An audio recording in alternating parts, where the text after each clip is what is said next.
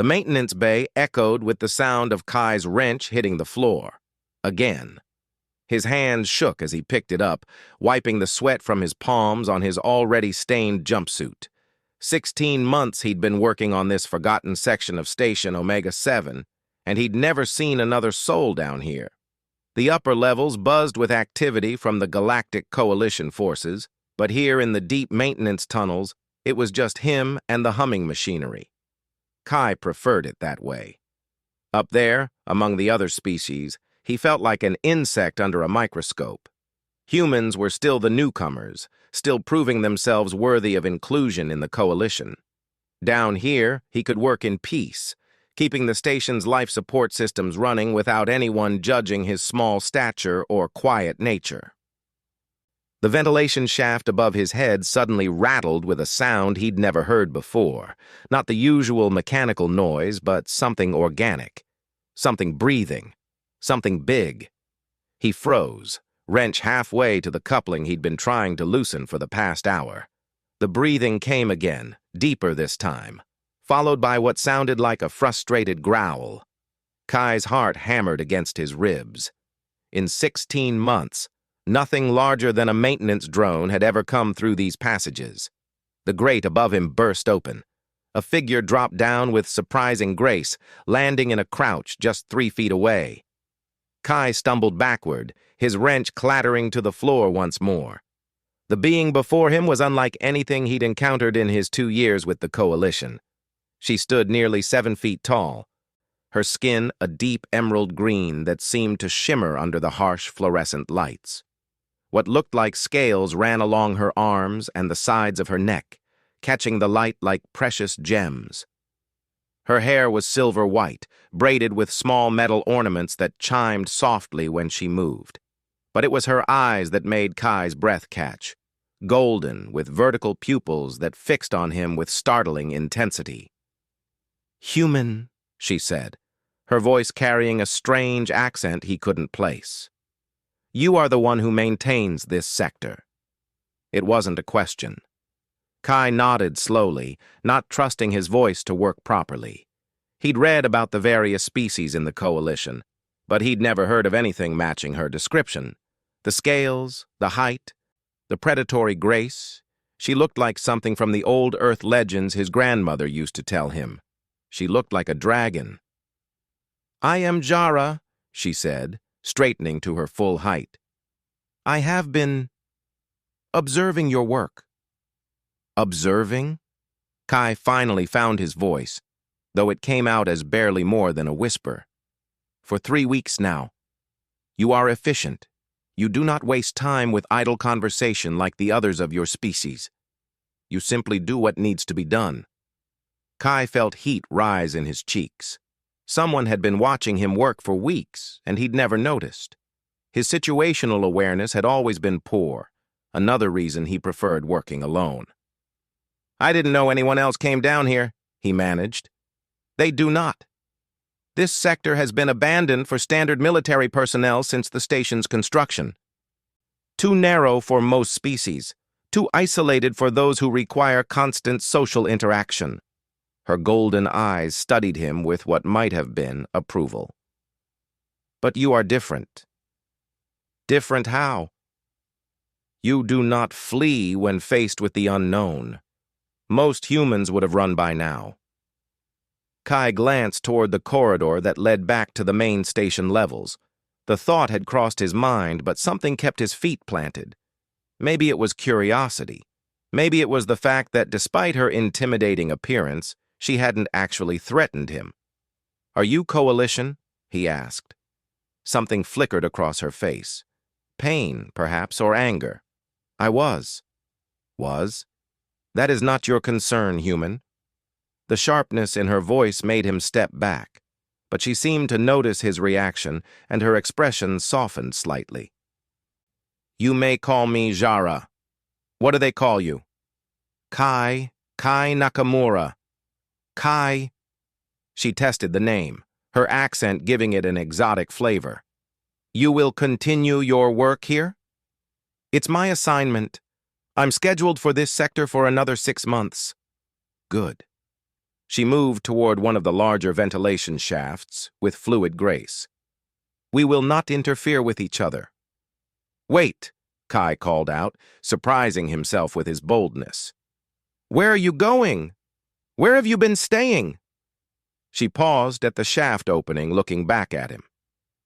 "There are spaces between the walls that your architects never intended. Places where one can exist without being seen." "For how long?" 16 months. The same amount of time he'd been working this sector. Kai felt a strange chill run down his spine. Had she been here the entire time? Living in the walls like a ghost? Why? The question slipped out before he could stop it. Her golden eyes met his again, and for a moment he saw something vulnerable beneath the surface. Something hurt. "Because I have nowhere else to go." Before he could respond, she had pulled herself up into the shaft with surprising agility. The grate clanged back into place, leaving Kai alone with the humming machinery and a dozen new questions. He stood there for several minutes, staring at the ceiling, wondering if he'd imagined the entire encounter, but the faint scent of something like cinnamon and ozone lingered in the air, and he could still see the scratches her claws had left on the metal grate. Over the next few days, Kai found himself working differently. He caught himself looking up at the ventilation shafts, listening for sounds that didn't belong. He started leaving his lunch half-finished, wondering if she was hungry. He'd never been much of a conversationalist, but he found himself talking to the machinery, hoping she might be listening. On the 4th day, she returned. "You left food," she said, dropping down from a different shaft this time. Kai looked at the sandwich he'd set aside on his toolbox. "I thought you might be hungry." "I do not need your charity, human." "It's not charity. It's just—" He struggled to find the right words. "I know what it's like to be alone." Something in his tone must have reached her, because she approached the toolbox and picked up the sandwich. She examined it carefully before taking a small bite. "It is adequate," she said, though he could see her trying not to show how hungry she really was. "There's more where that came from." She finished the sandwich in 3 bites, her movements precise and controlled. "Why do you work alone in this place? Humans are social creatures. You should be with your own kind." Kai laughed, but there was no humor in it. "My own kind don't really want me around. I'm not exactly what you'd call a social success." "You are afraid of them." It wasn't a question, and the directness of it made Kai wince, but he found himself nodding anyway. "They look at me and see everything humans aren't supposed to be. Weak, quiet, afraid. The other species already think we're fragile compared to them. Having someone like me around just proves their point." Jara studied him with those unsettling golden eyes. "And yet you maintain the systems that keep them all alive. It's just mechanical work. Anyone could do it." "No," she said firmly. "I have watched you. You do not simply follow procedures. You listen to the machines, understand what they need. You have a gift." Kai felt warmth spread through his chest at the unexpected praise. When was the last time someone had said he was good at something? "What about you?" he asked.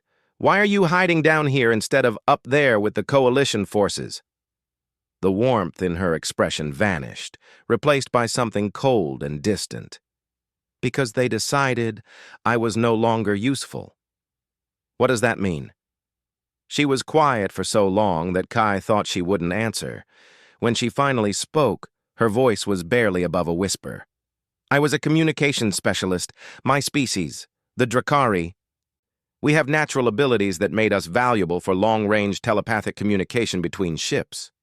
I could reach across star systems, coordinate entire fleets." "That sounds incredibly important." "It was, until the neural implants." Kai frowned. "Implants?" "The Coalition developed technology to replicate our abilities artificially.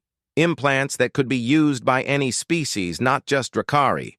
Suddenly, they did not need us anymore." Her hands clenched into fists. "They discharged the entire Drakari communications core, thanked us for our service, and sent us home." "That's terrible." My home world had been destroyed while I was serving the Coalition. 3 years ago, Drakari Prime fell to a plague that the Coalition's medical teams could not stop in time. There were survivors scattered across the galaxy, but no home to return to. Kai felt his heart break for her. No wonder she'd been hiding down here for over a year. She literally had nowhere else to go. "So you've been living in the walls ever since?" The station commander was sympathetic but firm. "I could not remain in active service without a position, and I could not be assigned quarters without being in active service. I was given 2 weeks to make other arrangements." 2 weeks to find a new home when yours doesn't exist anymore. Yes. So instead of leaving, you just disappeared? I am good at not being seen when I choose, and this station has many hidden spaces. Kai looked around the maintenance bay with new eyes. All those months he'd been working down here, she'd been living in the spaces between walls, surviving on whatever she could find or steal. The loneliness he'd felt seemed trivial compared to what she'd endured. "You shouldn't have to live like this," he said. Should and reality rarely align, Kai Nakamura. Maybe not, but that doesn't mean we can't try to make things better. She looked at him with something that might have been hope, quickly suppressed. "What are you suggesting?" "I don't know yet, but maybe we can figure something out, together." For the first time since he'd met her, Jara smiled. It transformed her face, making her look less like a dangerous predator and more like someone who had simply been alone for too long. "Together," she repeated, as if testing the word. "I have not been together with anyone for a very long time." "Neither have I," Kai admitted. "Maybe it's time we both learned." 3 weeks into their unlikely partnership, Kai had developed a routine. He would arrive at his shift with 2 lunches instead of 1, and somehow the extra food would disappear from his toolbox while he worked. In return, he'd find small problems already fixed. A loose connection here, a recalibrated sensor there. Jara never admitted to helping, but the work was too precise to be coincidence. Their conversations had grown longer and more comfortable. Kai learned that Drakari were indeed descended from creatures that ancient Earth legends would have called dragons, though they had evolved far beyond their primitive ancestors. Jara learned that humans had a saying about still waters running deep, and that Kai's quiet nature hid a sharp mind and genuine kindness. Everything changed on a Tuesday morning when Kai arrived to find his workspace in chaos. Tools were scattered across the floor, access panels hung open, and warning lights flashed red across multiple system displays. But most alarming was the silence. In the 3 weeks since Jara had revealed herself, she'd always been there when he arrived, either visible or making her presence known through small sounds. Today, there was nothing. "Jara!" he called out, his voice echoing in the empty bay. "Jara, are you here?" No response. Kai's stomach twisted with worry as he began assessing the damage. It looked like someone had been searching for something, tearing through his carefully organized workspace with little regard for the delicate equipment. As he worked to restore order, a piece of paper fluttered from behind one of the torn panels. Kai picked it up, recognizing Jara's precise handwriting immediately. "They know. Station security discovered my presence. I have led them away from your work area, but I cannot return. Thank you for showing me what friendship means. Do not look for me.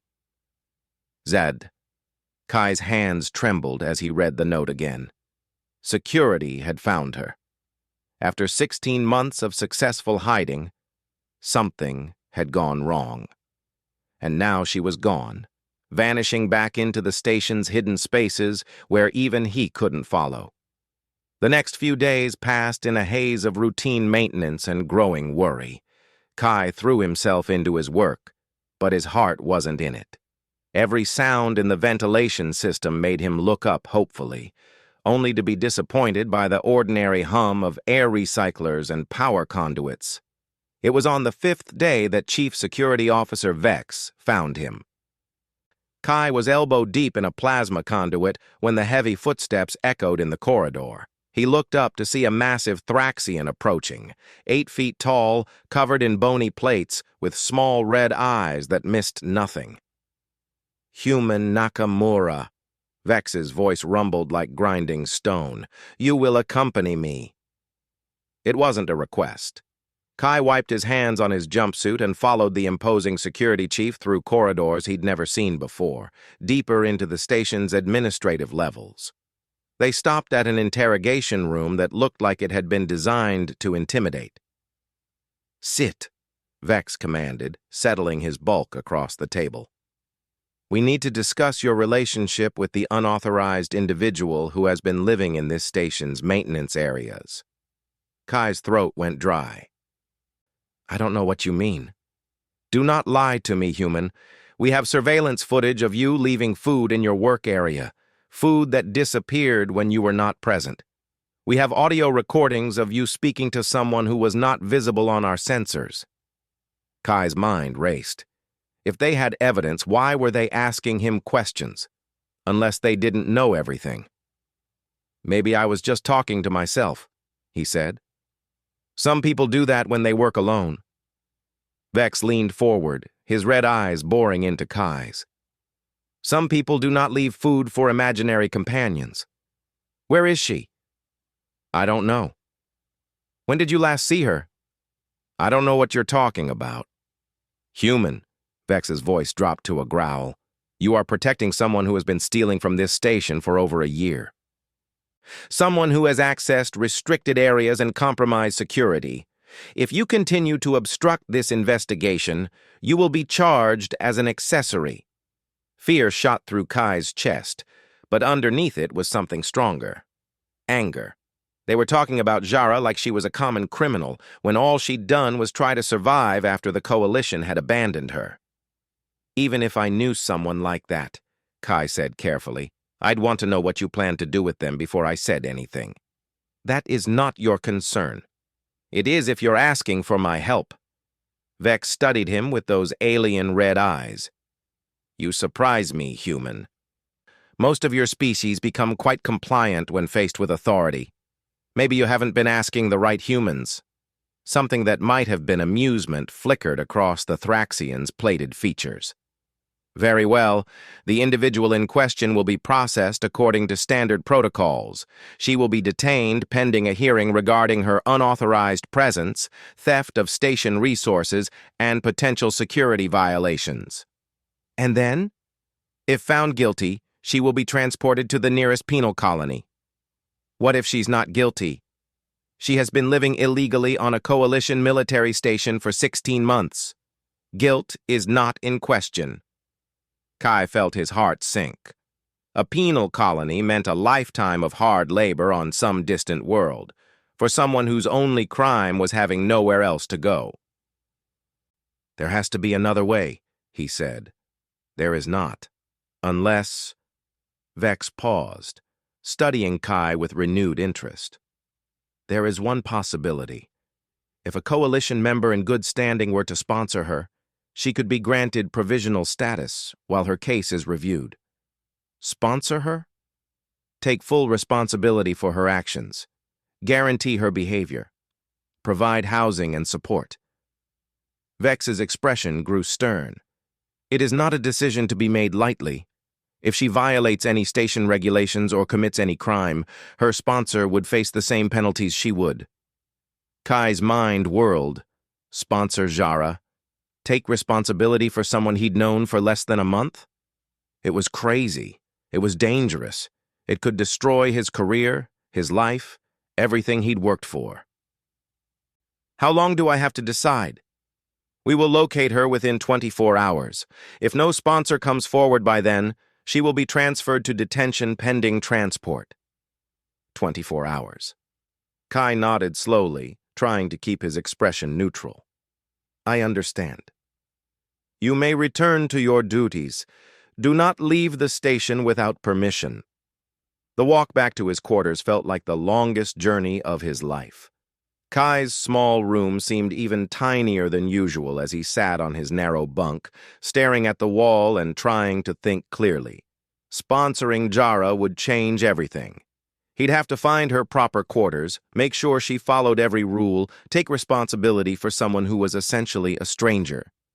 If she decided to break station regulations, if she couldn't adapt to life in the open, if the coalition decided to prosecute her anyway, he'd go down with her. But what was the alternative? Let her disappear into the penal colony system, where her skills and intelligence would be wasted? Let the coalition throw away someone who had served them faithfully until they decided she was no longer useful? Kai thought about the past 3 weeks, the careful way Jara had shared her food, making sure he ate enough, the small repairs she'd made to help with his work, the way she'd listened when he talked about feeling like an outsider among his own species. She'd shown him more kindness in those weeks than he'd experienced in years among his fellow humans. The decision, when it came, felt inevitable. Kai stood up and activated his personal communicator. "Chief Vex, this is Kai Nakamura. I'd like to discuss that sponsorship option." The next 12 hours were a blur of paperwork, interviews, and bureaucratic procedures. Kai had to provide detailed financial records, submit to psychological evaluation, and sign documents that made his legal responsibilities crystal clear. By the time everything was processed, his hands were cramping from writing, and his head was spinning from legal terminology. "It is done," Vex announced, stamping the final form with more force than necessary. "You are now legally responsible for Drakari Jara, formerly of the Coalition Communications Corps.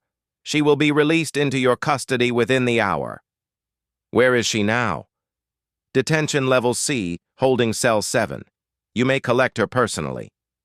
The detention level felt like a different station entirely. The walls were bare metal, the lighting harsh and unforgiving.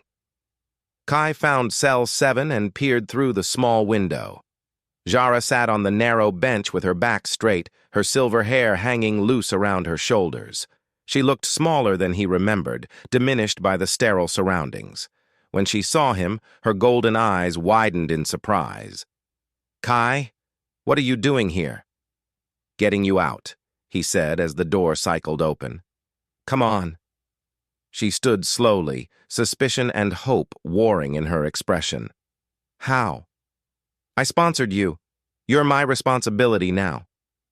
"Your responsibility?" She stepped out of the cell, but made no move to follow him toward the exit. "Do you understand what that means?" "It means you don't have to hide anymore.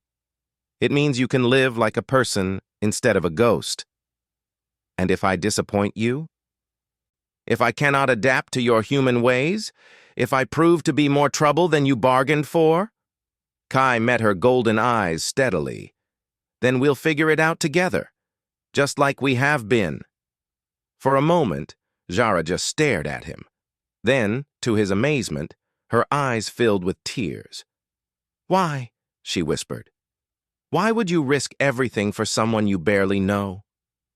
"Because," Kai said, surprised by the certainty in his own voice, "everyone deserves to have someone in their corner. Everyone deserves a chance to start over. And because these past few weeks working with you, talking with you, they've been the best weeks I've had since joining the coalition." Jara wiped her eyes with the back of her hand, smearing the tears across her scaled skin. "I do not understand humans. Most of the time, neither do I." She laughed then, a sound like wind chimes in a gentle breeze. "Very well, Kai Nakamura. I accept your sponsorship, but I warn you, I am not easy to live with." "Neither am I," Kai said, offering her his arm. "I think we'll manage." As they walked out of the detention center together, Kai felt something he hadn't experienced in years. Hope, not just for Jara's future, but for his own. For the first time since joining the coalition, he wasn't alone, and neither was she. 6 months later, Station Omega-7 faced its greatest crisis since construction. What started as a routine patrol mission had become a desperate rescue operation when the Coalition exploration vessel Horizon's Edge went silent in the Keth Nebula. The ship carried 200 souls, scientists, diplomats, and their families, on what should have been a routine survey mission. Now they were trapped in a region of space where normal communication was impossible, surrounded by electromagnetic interference that made conventional rescue attempts futile. The station's command center buzzed with frustrated activity as every attempt to establish contact failed. Kai found Jara in their shared quarters, staring out the viewport at the distant nebula. Over the past months, she had slowly begun to emerge from her shell. She now held a provisional position as a technical consultant, working alongside Kai to maintain the station's increasingly complex systems. Their partnership had proven remarkably effective. His mechanical expertise combined with her intuitive understanding of energy systems had already prevented 3 potential catastrophes, but today her expression was troubled. "The rescue ships cannot reach them," she said without turning from the window. "I have been monitoring the communication attempts. The interference is too strong." "The fleet commanders are planning a new approach," Kai said, settling beside her on the small couch they'd managed to fit into the cramped space. "Admiral Chen thinks they can use modified sensor probes to map a safe route through the nebula. That will take weeks. The Horizon's Edge does not have weeks." She was right, and they both knew it. The exploration ship's last transmission had indicated critical system failures. Even if the crew survived the initial crisis, they wouldn't last long in the nebula's hostile environment. "There has to be something we can do," Kai said. Jara was quiet for a long moment. When she finally spoke, her voice was barely above a whisper. "There is. But the cost—" "What do you mean?" She turned to face him, her golden eyes reflecting a pain he hadn't seen since those first days in the maintenance bay. "I could reach them. My natural telepathic abilities were never fully mapped by Coalition science. With the right equipment, I might be able to penetrate the interference." Kai felt his heart leap. "That's incredible. We have to tell command immediately." "No." Jara's hand caught his arm as he started to rise. "You do not understand. The neural implants they developed, the ones that made my people obsolete. They work by suppressing our natural abilities and replacing them with artificial enhancement. To use my full power, I would need to have mine removed." "Removed? Is that dangerous?" "The implants have been integrated with my nervous system for 8 years. Removing them—" She paused, struggling with the words. "The procedure has a 40% survival rate among my species. And even if I survive, using my abilities at full strength across such a distance would likely burn out my neural pathways permanently." Kai felt the blood drain from his face. "You're talking about sacrificing yourself.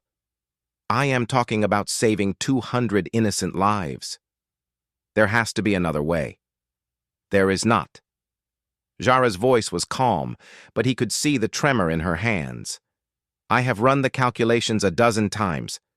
Conventional rescue is impossible. This is the only option." "No." Kai stood abruptly, pacing to the small kitchenette they'd installed. "I won't let you do this. We'll find another solution."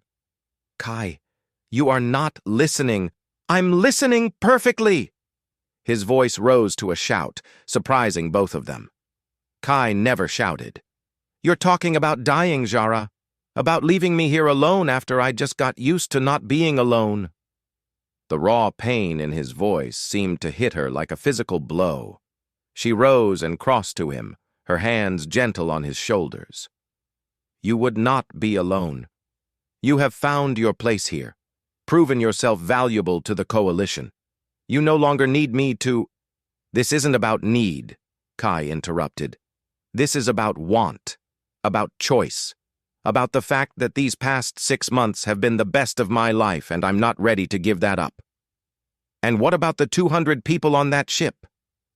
Do they not deserve the same chance at life that you gave me?" The question hit him like a punch to the stomach. Kai closed his eyes, leaning against the counter as he tried to think. There had to be something, some factor they hadn't considered. What if we modified the approach? He said suddenly. What if we didn't remove the implants completely, but just bypassed them temporarily? That is not possible with current technology. Current coalition technology. But what about older methods? Drakari technology from before the implants. Jara frowned. The old amplification chambers were destroyed when the medical teams developed the implant program. They were considered obsolete. But the plans, the technical specifications, some of those must still exist.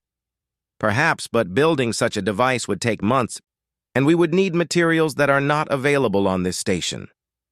Kai's mind raced, turning over possibilities. What if we didn't build a new one? What if we converted existing equipment? What do you mean? The station's main communication array. It's designed to amplify and focus electromagnetic signals across vast distances. With the right modifications, could it amplify your natural abilities instead? Jara stared at him, her golden eyes widening. That is theoretically possible, but the conversion would be incredibly complex. Every component would need to be recalibrated, the focusing crystals replaced with bio-responsive alternatives. How long would it take? With just the two of us? Impossible. The modifications alone would require 48 hours of continuous work. And that assumes we had all the necessary components. What if we had help? Before Jara could respond, Kai had activated his communicator. This is Kai Nakamura requesting an emergency meeting with Station Command. I have a potential solution for the Horizon's Edge situation. An hour later, they stood before Admiral Chen, Commander Voss, and the entire senior staff. The conference room felt enormous compared to their small quarters, and Kai fought the familiar urge to shrink into himself. But when he looked at Jara standing beside him, he found the courage to speak. Ma'am, we believe we can establish communication with the trapped vessel, using existing station equipment modified to amplify Drakari telepathic abilities. Admiral Chen leaned forward. Explain. Kai took a deep breath and began outlining their plan. As he spoke, he watched the faces around the table shift from skepticism to interest to genuine excitement. When he finished, the room was silent for several moments. The technical requirements are staggering, Commander Voss said finally. You're talking about completely rewiring our primary communication system in less than 2 days. Yes, sir. And if something goes wrong, we lose our ability to communicate with the rescue fleet entirely. Yes, sir. Admiral Chen studied Jara carefully. Ms. Jara, this procedure, what are the risks to you personally? The neural strain will be significant, Jara admitted. But with the array handling most of the amplification, the risk is considerably lower than the alternative I was considering. Which was? Jara glanced at Kai, who nodded encouragingly. Surgical removal of my neural implants and direct telepathic contact. The room erupted in surprised murmurs. Admiral Chen raised her hand for silence.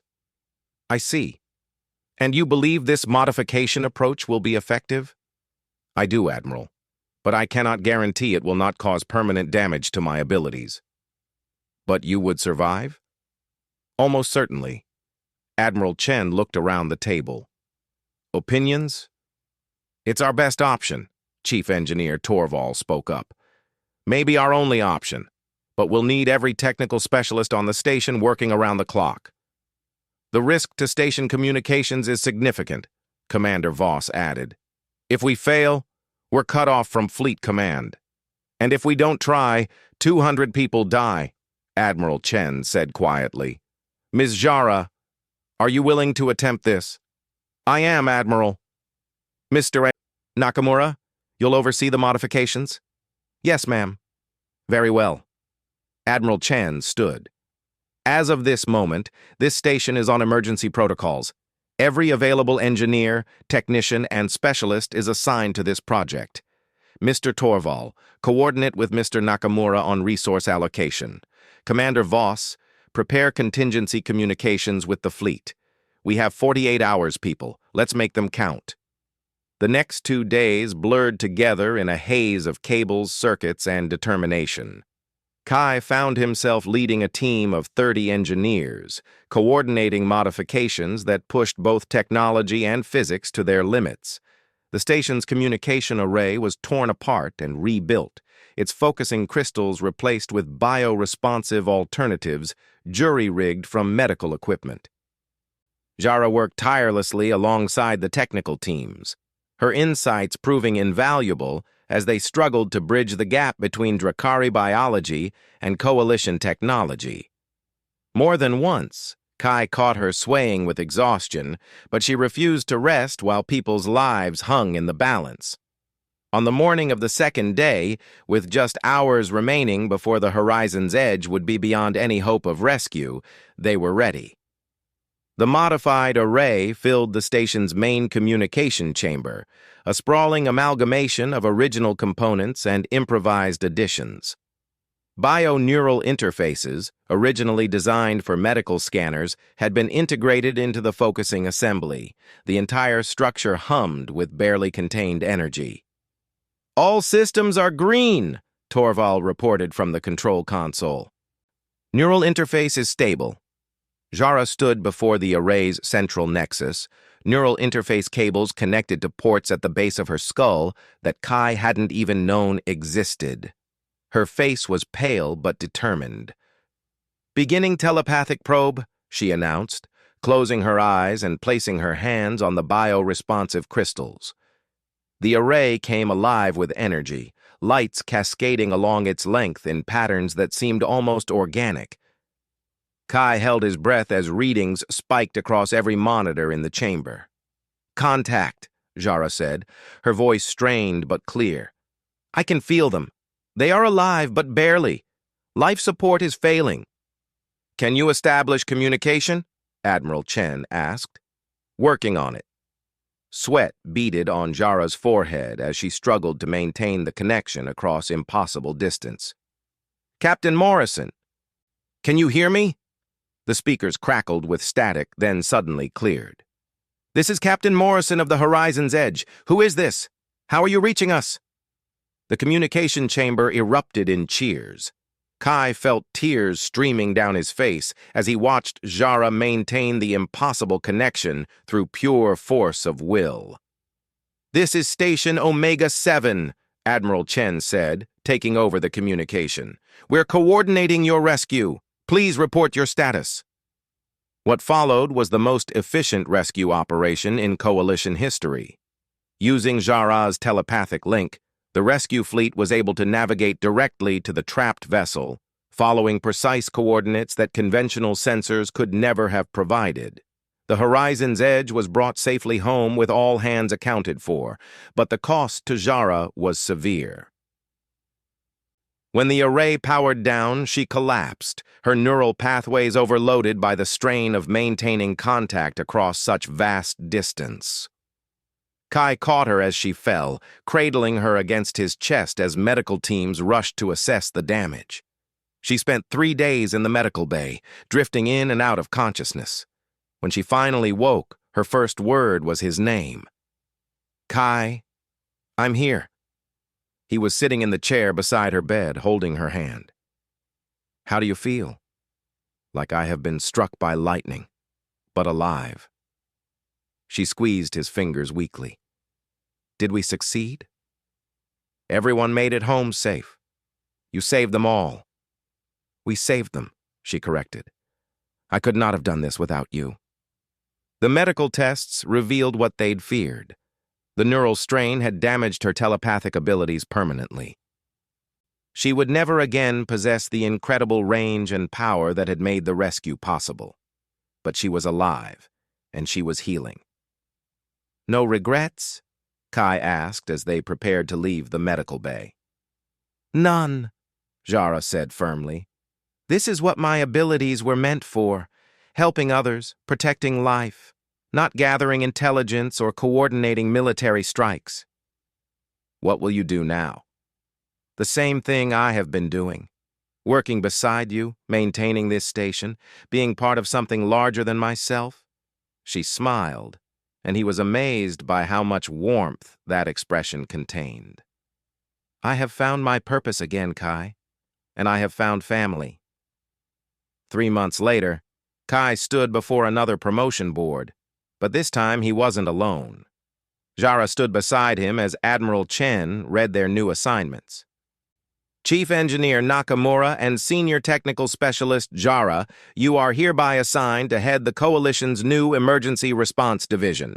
Your mission will be to develop rapid deployment solutions for crisis situations across Coalition space. Chief Engineer. The title still felt surreal to Kai, but looking at Jara, seeing the pride in her golden eyes, he began to believe he might actually deserve it. There is one more thing, Admiral Chen continued. The Coalition Council has voted to award you both the Star of Valor, the highest honor we can bestow on civilians. Your actions saved 200 lives and demonstrated the very best of what the Coalition represents. As they left the ceremony, medals weighing heavy on their chests, Kai reflected on how much had changed since that first day in the maintenance bay. He was no longer the timid mechanic who preferred working alone. Jara was no longer the dragon sister living in isolation. Together they had found something neither had possessed alone: purpose, belonging, and hope. So, Jara said as they walked toward their new office in the engineering section, ready for our next adventure? Kai smiled, feeling more confident than he ever had in his life. With you as my partner, I'm ready for anything. And in the depths of space, Station Omega-7 continued its watch, protected and maintained by an unlikely pair who had found in each other exactly what the galaxy needed. Proof that sometimes the most important connections are made not between stars but between hearts.